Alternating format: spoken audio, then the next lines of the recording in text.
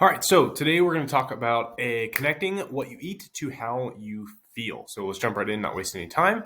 So we're going to talk about why it's important in the first place. We're going to talk about the value of food and using it as fuel. We're going to talk about establishing that mental connection, pretty much understanding what food does for your body, and then some common mistakes and pitfalls that we see happen a lot when it comes to this sort of thing. So the first thing here is why this is even important, because food is literally your body's gasoline. What you put inside your body matters. And if you can understand what food does for your body and how different foods make you feel, and a result of what eating them feels like, you're way more likely to make better choices because okay, when I eat that, I feel good. When I eat that, I feel bad. So I'm going to definitely make sure I eat the stuff that makes me feel good. And having that mental connection to the effects of foods leads to a much better relationship with food as well. Okay, so the first thing here is understanding the value of food and using it as fuel. So I'm going to take you through kind of a scenario and kind of like a analogy, if you will. So basically, food is like your body's gasoline. It's what your body uses for energy. Okay, it doesn't use. We're not plants. We can't use the sun. We don't photosynthesize. We can't just use the sun and have energy from that. We need food and we need to eat in order to have fuel. So basically, food is like your body's gasoline, and your body is like a Mercedes Benz, or like a Jaguar, or like a really expensive like $100,000 car, a Range Rover, something like that.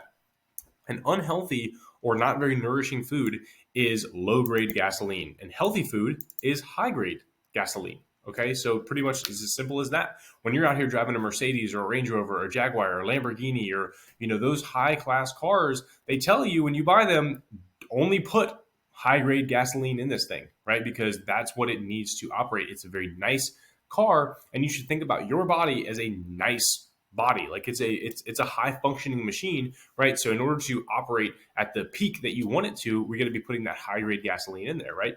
So do you really want to be putting low grade gasoline in your Mercedes Benz like pretty consistently? Yeah, no, you don't, because it may run for a while, but how long can your Mercedes run on low grade gasoline before it starts to fall apart?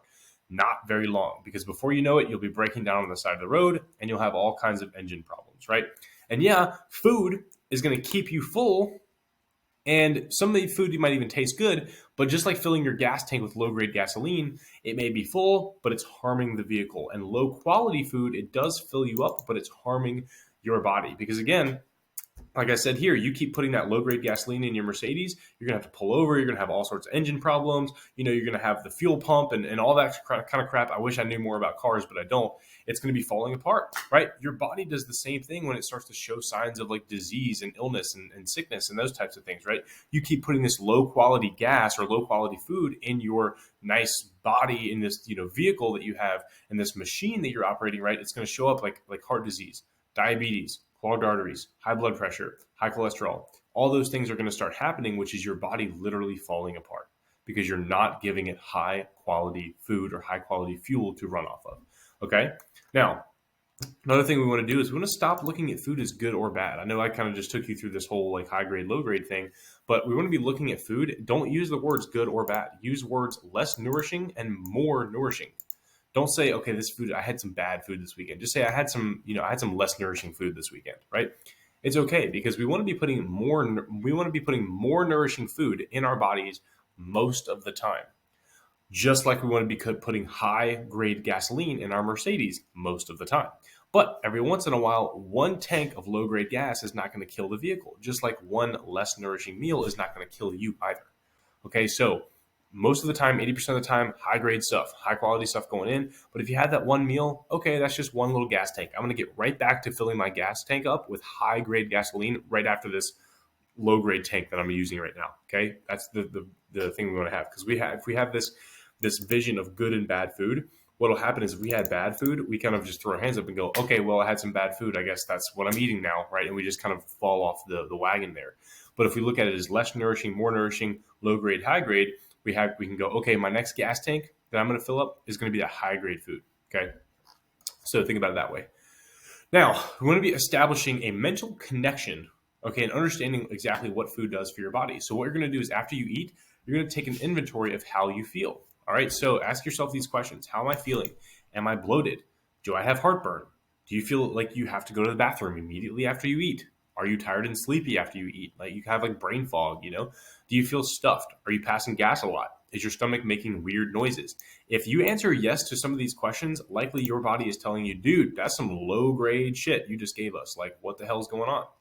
But you're going to ask yourself these questions as well. Do I have a lot of energy right now?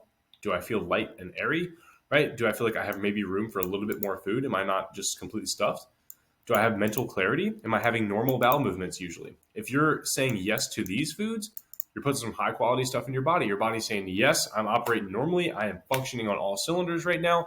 Keep it up. Your body will respond positively or negatively depending on what you ate. And if you experience any of the symptoms in the red here, right?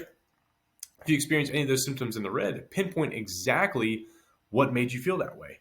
Okay? So what we're going to do is after you go, okay, man, I'm just really not feeling good after I ate, right? You're going to go through the Gut Health Masterclass if you haven't already. That's got some common offenders in there that might be making you feel that way. So you can literally pinpoint exactly the food that it was.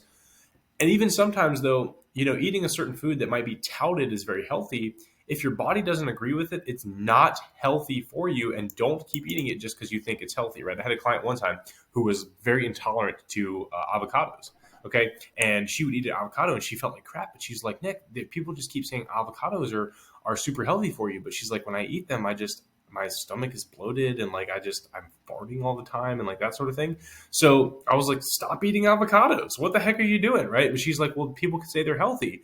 And I'm like, yeah, but it's not healthy for you because your body is totally different than somebody else's. And only you know what's best to put in your body and what the best fuel is for your body. And your body will tell you right away if it's good fuel or if it's bad fuel. So take that inventory and ask yourself those questions. Right? And you're going to do the same thing if you're experiencing anything in the green questions above, right? If you're answering, yes, I have a lot of energy. Yes, I don't feel very full. Yes, I have mental clarity. Yeah, I'm having normal bowel movements, right? You're going to pinpoint exactly what's making you feel good too. If you eat a salad and you feel fantastic, it's high grade gasoline.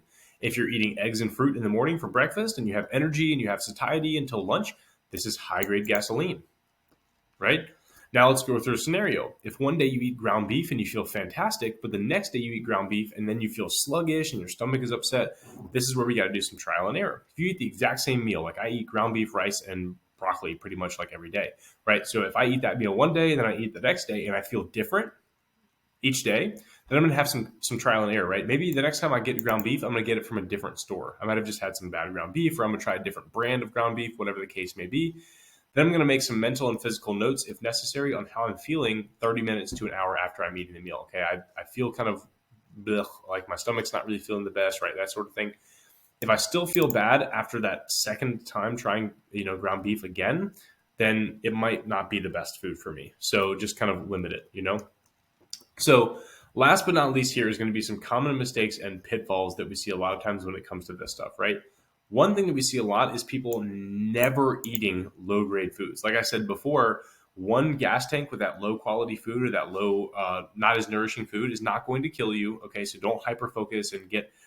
There's literally an eating disorder out there. I forget what it's called. It starts with an O, but it's literally like hyper focusing and obsessing over the quality of the food that you're eating. Remember, one gas tank with some low quality is not going to kill you. Okay. Another common mistake is not taking this seriously. People thinking, oh, it's just completely, this kind of leads into the next one here, thinking that bloating, heartburn, and upset stomach are normal after eating, right? Like I remember when I was a kid and I would go out to a restaurant, sometimes like I would have to use the bathroom like before we even left the restaurant. And I just thought, oh, that's just the way that it is, right? Or some people will eat and go, yeah, I just get heartburn. I just take Tums. That's just the way that it is. Like that's not supposed to be happening. So if that is happening, take this seriously and go, wow, maybe if I just made some changes to what I'm eating, don't have to be big changes. Maybe it's just one food that I eat a lot that really doesn't work with my body.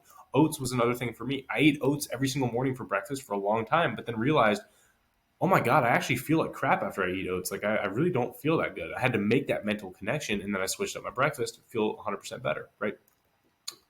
Another thing is never trying the food again after you have one bad experience. Again, with the ground beef example, you might have just had a bad batch of ground beef, or maybe you had like a semi-rotten apple and it just wasn't the best, right? Try it again to make sure. Another common mistake is thinking that just because you don't have bloating or an upset stomach after eating Doritos, that they're good for you, right?